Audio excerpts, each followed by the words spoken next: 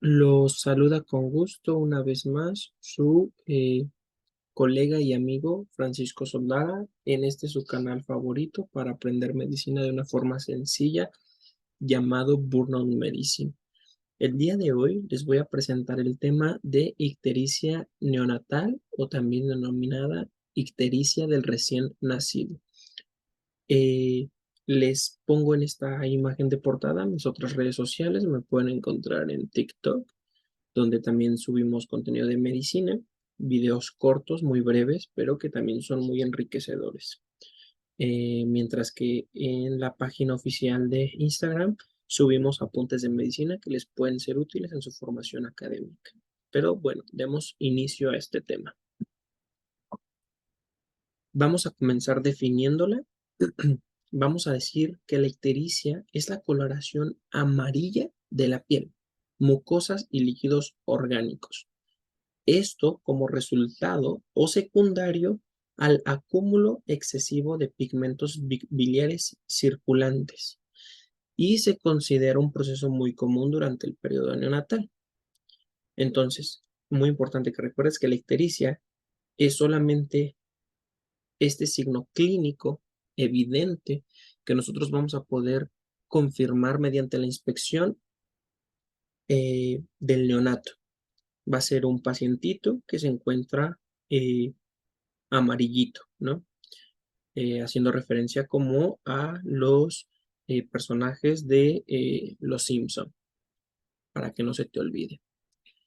Esto se genera, la ictericia neonatal se genera o representa hasta un 60% de los recién nacidos a término, mientras que en los prematuros se presenta en un 75-80%, de los cuales alrededor de un 15 al 20% puede presentar hiperbilirrubinemia. No confundirlos. La ictericia, como ya te mencioné, es solo el signo clínico, es lo que nosotros vemos a la inspección. La hiperbilirrubinemia hace referencia al aumento de bilirrubina, ya sea directa o indirecta. Recordemos que hay dos tipos: la directa, también denominada conjugada, la cual es hidrosoluble, y la indirecta, que también es tóxica, que de aquí vamos a ver justamente el desenlace si no se trata esta patología. Cuando existe hiperbilirrubinemia de predominio indirecta, puede haber afección a diferentes órganos, como por ejemplo el cerebro. Pero bueno, les estaba explicando que hay dos tipos: directa e indirecta. La indirecta también es denominada no conjugada. Pero entonces recuerda que la hiperbilirrubinemia solo hace referencia al aumento de una de estas o a ambas, o sea, a la bilirrubina total en sangre. Y bueno, los factores de riesgo para presentar ictericia neonatal, según la Guía de Práctica Clínica Mexicana del año 2019, son los siguientes. Son 4 y debes de recordarlos de memoria. Estas son preguntas de examen y que son, nos orientan a poder sospechar de que un recién nacido pueda presentar ictericia. ¿Cuáles son? Como ya mencionábamos, neonatos de pretérmino, o sea, de que nacieron menor a 38 semanas de gestación. Que la ictericia aparezca en las primeras 24 horas de vida, que exista antecedente familiar de ictericia, ya sea de un hermano mayor, el cual haya requerido fototerapia. ¿Esto por qué? Bueno, el que haya requerido fototerapia hace referencia a que fue por una causa patológica, no a una causa fisiológica, que más adelante veremos esto. ¿Cuáles son las clasificaciones o los tipos de ictericia que podemos tener y cómo hacer diferencial entre estos? Pero el que el antecedente de ese familiar nos diga que requirió de fototerapia nos orienta a que fue por una causa patológica, por lo tanto es un factor de riesgo. El que el neonato sea alimentado de forma exclusiva por leche materna también es otro factor de riesgo y más adelante veremos por qué.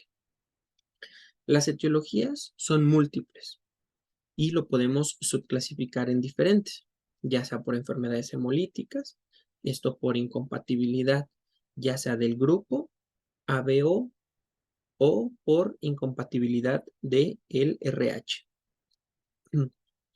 Por eso son denominadas enfermedades hemolíticas.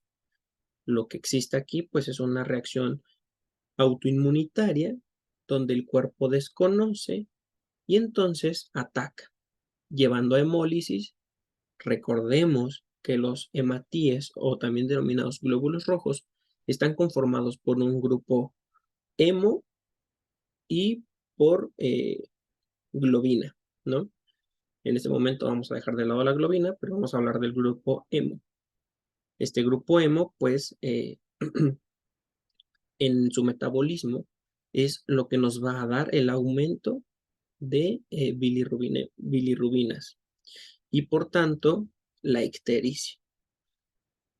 Otra etiología pueden ser defectos enzimáticos, como eh, de la glucosa 6-fosfatos deshidrogenasa, la piruvatocinasa, o también puede ser por defectos estructurales, como la esferocitosis o la eliptocitosis.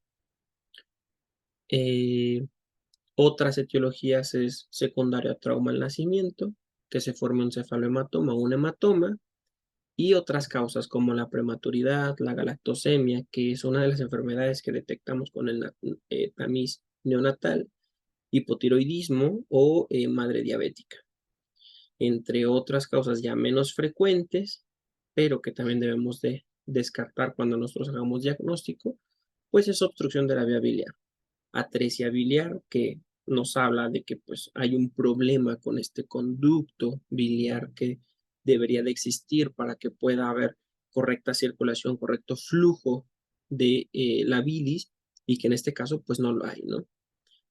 Por lo tanto, pues orienta o nos lleva a que o determina a que pueda darse esta ictericia neonatal. También deterioro en la conjugación de la bilirrubina. Tenemos enzimas como es la UGDP, que lo que hace pues es conjugar, ¿no? Y si hay una deficiencia de esta enzima o una disfunción de esta enzima, podemos tener un síndrome de Gilbert o un síndrome de Klinger-Najar, ya sea uno o dos. También otra etiología puede ser ictericia por leche materna, pero eso se las voy a explicar un poquito más adelante.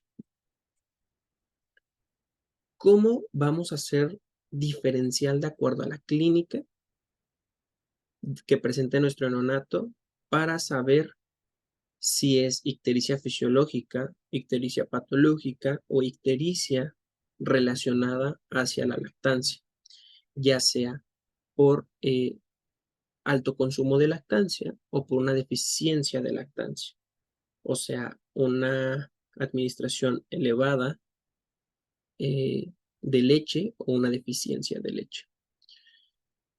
Lo primero que debes de saber es que existe una ictericia fisiológica. O sea, puede ser totalmente normal, puede ser algo benigno, algo limitado, y lo primero que debes de saber es identificar si se trata de esta. Esta ictericia fisiológica se presenta hasta en el 60% de recién nacidos a término y es más notable en recién nacidos prematuros. ¿Cómo vas a saber que se trata de esta y no de una ictericia patológica? Bueno, la ictericia fisiológica comienza después de las 24 horas de vida. Los niveles de bilirrubina comienzan a aumentar a partir de este momento, del primer día de vida. Sin embargo, la ictericia aparece hasta el segundo día de vida. Muy importante. Su intensidad es leve y limitada en el tiempo. Y bueno, nosotros debemos siempre, cuando nuestro bebito presenta esta coloración amarilla que ya te expliqué que se le denomina ictericia, pues debemos de mandar pruebas de laboratorio. ¿Cuáles? Niveles séricos de bilirrubina. ¿Para qué? Pues para determinar los niveles de bilirrubina y además para saber si estos niveles son dependientes de bilirrubina directa o indirecta, que también nos va a ayudar a poder diferenciar entre una ictericia fisiológica o una ictericia patológica. Y aquí te lo explico. Cuando nosotros obtengamos nuestros resultados de laboratorio, si la predominancia es por bilirrubina directa, pues nosotros podemos sospechar de algo patológico. Sin embargo, si la bilirrubina es de predominio indirecta, podemos sospechar de que es una ictericia fisiológica y podemos calmarnos hasta este punto. ¿Ok? Otra forma de saberlo es, en una ictericia fisiológica, en nuestros resultados de laboratorio debemos de observar que la bilirrubina directa, que ya vimos que se eleva más en la ictericia patológica o predomina en la ictericia patológica, bueno, en la ictericia fisiológica debe de ser menor a 1 mg/dl o debe de ser menor al 20% de la bilirrubina total. No sé, aquí un pequeño ejemplo. Nos llegan los resultados de laboratorio de nuestro bebito, de un bebito que tiene, no sé, tal vez 10 miligramos de decilitro de bilirrubinas totales. De esas, debe de ser menor de 1 mg/dl o debe de ser menor de 2 de ese valor de laboratorio, la bilirrubina directa, para que nosotros digamos que se trata de una ictericia fisiológica. ¿Ok? Ahora bien, la bilirrubina total. Esto se va a modificar de acuerdo a cómo se alimenta nuestro bebito y si es un bebito a término o si es un bebito pretérmino. La bilirrubina total debe ser menor de 13 miligramos sobre decilitro si es un bebito a término, pero que es alimentado mediante fórmulas o leche artificial. La bilirrubina total debe de ser menor a 15 si se trata de un bebito pretérmino y que además es alimentado igual de forma artificial. Sin embargo, nosotros podemos ser más laxos o más permisivos en cuanto a los niveles de bilirrubina total si se trata de un bebito a término que recibe lactancia materna exclusiva. ¿Esto por qué? Bueno, porque en la leche materna hay una enzima que en los neonatos es normal que se encuentra en el intestino delgado. Esta enzima se llama beta-glucuronidasa. Recuérdala. Esta enzima se encuentra de forma normal en el intestino de los neonatos. Sin embargo, también se encuentra en la leche materna. La función de esta enzima es desconjugar la bilirrubina conjugada o la bilirrubina eh, directa. Y lo que hace es convertir la bilirrubina indirecta. Por eso, aquí tenemos un predominio de bilirrubina indirecta, gracias a esta enzima que se encuentra de forma natural en el intestino, pero que también va en la leche materna. Por eso es que si nuestro bebito es alimentado con leche materna, podemos ser más holgados en cuanto a los niveles de bilirrubina total y no ser tan exigentes. Entonces, por eso es que le damos el rango más alto. Puede ser menor a 17 miligramos de decilitro y nosotros podríamos seguirlo considerando como una ictericia fisiológica. Claro, si también cumple los criterios de que inició después del primer día de vida, si la bilirrubina directa se encuentra debajo de estos valores, etcétera. Y otras cosas, como por ejemplo la velocidad de incremento. Nosotros tenemos que estar, eh, si nuestro bebito presenta ictericia, nosotros tenemos que estar valorando mediante estudios de laboratorio los niveles de bilirrubina totales, de indirecta y de directa, cada 6 o 12 horas. Y de esta forma nosotros podremos sacar nuestra velocidad de incremento. Si nuestra bilirrubina pasó de 10 a 12 en 6 horas, bueno, pues hay que hacer el cálculo, ¿no? O bueno, si pasó en 24 horas, nosotros podemos hacer el cálculo, ¿no? Aumentó 2 miligramos en 24 horas, ¿no? En el ejemplo que les estoy poniendo, que pasó de 10 a 12. Entonces, aquí nos dice, para que nosotros podamos decir que es ictericia fisiológica, tiene que ser este incremento por día menor a 5 miligramos decilitro. Entonces, en el ejemplo que les puse, cumple. Podemos sospechar de que es ictericia fisiológica. Sin embargo, eso también lo podemos hacer por hora.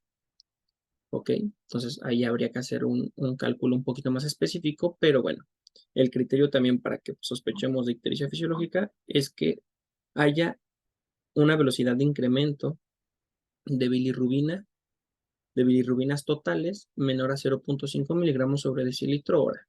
Si cumple eso, ictericia fisiológica. ¿Cuál es la duración de la ictericia fisiológica? Bueno, en un recién nacido a término se dice que es menor a 7 días. Sin embargo, si estamos tratando con un recién nacido pretérmino, puede ser de hasta 15 días. Y algo muy importante, a esta ictericia fisiológica también se le denomina monosintomática. Esto es debido a que no presenta ningún otro síntoma más que la ictericia. Que bueno, al nosotros comprobarlo mediante la inspección en la exploración física, pues hablamos más de un signo, ¿no? Entonces, esta ictericia fisiológica no presenta vómito, no hay problemas de alimentación, no hay pérdida de peso, no hay taquipnea ni signos de infección. Pasemos a la ictericia patológica, que ya va a ser mucho más fácil de entender. Esta se presenta solo en el 6% de recién nacidos a término. ¿Y cuándo va a comenzar a aparecer? Muy importante, no lo olvides, dentro de las primeras 24 horas de vida del neonato. Cosa contraria de la ictericia fisiológica, que esta comenzaba después de las 24 horas de vida, ¿recuerdas? Sin embargo, también puede aparecer hasta después de una semana.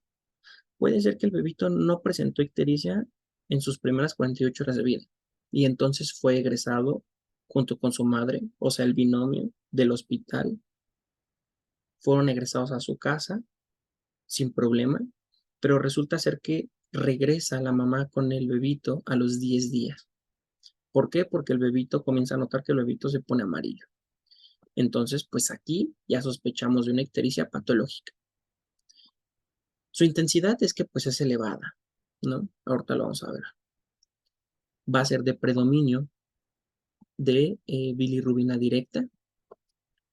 Entonces, los criterios son que debe de, si tienes una bilirrubina total de 10, debe de ser más de 1 miligramo de decilitro de bilirrubina directa o más del 20% de la bilirrubina total. En caso de que el bebito presente 10 de bilirrubina totales, pues entonces estaríamos hablando de que 2 de esos miligramos de decilitro deben de ser de bilirrubina total directa. Y bueno, aquí los límites de bilirrubina total, más de 13 si el bebito es alimentado por lactancia artificial, más de 15 si es pretérmino pero recibe lactancia artificial, y más de 17 si recibe lactancia materna exclusiva, que básicamente son todos los contrarios a la ictericia fisiológica. El predominio es bilirrubina directa. Y la velocidad de incremento está totalmente lo contrario a la velocidad de la ictericia fisiológica. Aquí lo puedes ver. Debe de ser de más de 0.5 miligramos de decilitro por hora o más de 5 miligramos de decilitro por día, o sea, en 24 horas. La duración, esta llega a durar más de 7 días en un recién nacido a término y más de 15 en un recién nacido pretérmino. Clínicamente, la sintomatología es muy diferente a la ictericia fisiológica, que no había más que la ictericia. Aquí sí, aquí hay presencia de vómito, letargia, pérdida de peso exagerada, ingesta pobre de alimento, distermia, alteraciones de la eh, temperatura corporal y presencia de apnea. Ahora bien, hay una ictericia que se relaciona a la lactancia materna. Este ocurre en 1% de los recién nacidos a término. Y bueno, puede aparecer en las primeras 24 horas de vida hasta el tercer día. Se asocia a la ingesta de leche y no a la composición de la misma. Sin embargo, aquí el criterio que debe de cumplir es que la bilirrubina total debe ser menor a 10 miligramos de decilitro. Y el predominio es de bilirrubina indirecta. ¿Cómo vamos a resolver esto? Bueno, pues al mejorar el aporte de leche. Aquí puede ser que sea una madre que es primigesta, que es su primer hijo y que entonces tiene una mala técnica de lactancia. Lo que habría que corregir es su técnica de lactancia y con ello podremos asegurar un aporte adecuado de leche. ¿Qué síntomas va a haber aquí? Bueno, va a haber pérdida de peso mayor al 10%, un bajo gasto urinario y fecal, que nos va a hablar de deshidratación. Si no orina, pues algo mal anda ahí con sus niveles de líquidos en este neonato. Recuerden que los neonatos son un gran porcentaje de agua, un 85-90%. Entonces, el que no esté orinando o que tenga un gasto urinario bajo, pues nos va a llamar la atención, ¿no? Que pues nos va a hablar de deshidratación y de que hay un aporte bajo de alimento, en este caso leche. Recordemos que los bebitos pues no toman agua, entonces sus requerimientos de agua se ven cubiertos por el aporte de leche. Si no está tomando leche, no está hidratándose. Ahora bien, ictericia por leche materna, eh, pero que la bilirrubina total es mayor a 20 miligramos de decilitro. Esta aparece después del tercer día de vida, es debido a ácidos grasos y a la aparición de la beta-glucuronidasa de la leche, que inhibe el metabolismo normal de la bilirrubina, que era lo que te mencionaba. Esta enzima desconjuga la bilirrubina directa y la convierte en bilirrubina indirecta, que posteriormente por la circulación enterohepática va del intestino al hígado y ahí es donde se reutiliza, ¿ok? Es de predominio de bilirrubina indirecta y esta puede desaparecer hasta el cuarto mes de vida. Y en esta no hay que hacer nada, no hay que suspender la leche, no hay que darle fórmula, porque, o sea, aquí te estoy explicando que la etiología es por alto consumo de leche materna. Sin embargo, pues no vamos a ser inhumanos y vamos a dejar al neonato sin comer. Y tampoco cero recomendado cambiar la leche materna por leche artificial. Nada de eso. Simplemente eh, vamos a seguir alimentando al bebito con leche. ¿Ok? Eh, y esta va a desaparecer hasta el cuarto mes. El neonato, los síntomas que debe de haber aquí es que el neonato come bien, hay adecuada ganancia de peso, todo lo contrario a la deficiencia de aporte de leche, ¿ok? Que era la anterior, que era esta. Ictericia por lactancia materna, pero que en este caso era deficiente la ingesta de leche. El diagnóstico, pues muy fácil, la inspección visual, lo primerito que ya te dije, va a ser un bebito que se va a poner color amarillo. Aquí muy importante y un tip, lo primerito que debemos de revisar es las escleras, que es lo primerito que se suele pintar, los ojos. El paladar y las encías también es de lo primero. Entonces, primero la inspección va dirigida hacia la cabeza. ¿Esto por qué? Bueno, porque el tinte ictérico se da en un orden muy bien descrito, cefalocaudal, de la cabeza hacia los pies, en ese orden. Y que para eso nos es útil la escala de Kramer, con la que podemos definir o que estadifica en 5 zonas el tinte ictérico. Y que de esa forma clínicamente nosotros podemos sospechar de cuántos niveles de bilirrubina total presenta este pacientito. Si tiene tinte ictérico en la cabeza y cuello, podremos pensar en que tiene más de 5 miligramos sobre decilitro de bilirrubinas en sangre. Si tiene también pintado la parte superior del tronco hasta el ombligo, que habla de la zona 2 de Kramer, podremos sospechar que tiene más de 8 miligramos sobre decilitro de bilirrubinas totales. Si te das cuenta, van en aumento de 3 en 3. Ahora vamos con la zona 3 de Kramer, en la cual se ve afectada por el tinte ictérico, la parte inferior del tronco, el ombligo hasta las rodillas, o sea, desde la cabeza hasta las rodillas. Y esto nos hace sospechar de niveles de bilirrubina de 11 miligramos de decilitro o un poco más, hasta 14. Te digo, van de 3 en 3. Esto te va a ayudar o te va a facilitar aprendértelo. La zona 4 de Kramer hace referencia a que se ven afectadas también los brazos y las piernas y sospechamos de niveles de 14. La zona 5 de Kramer afecta ya también palmas y plantas de los pies y podremos decir que este neonato presenta niveles de bilirrubina total mayor a 14. ¿ok? Y ya, hasta donde pueda hacer que llegue. Entonces, un bebito que está pintado completamente el cuerpo, desde la cabeza hasta los pies, incluidas manos y plantas de los pies, podremos decir que tiene más de 15 miligramos sobre decilitro de bilirrubinas totales. Esto solamente de forma clínica.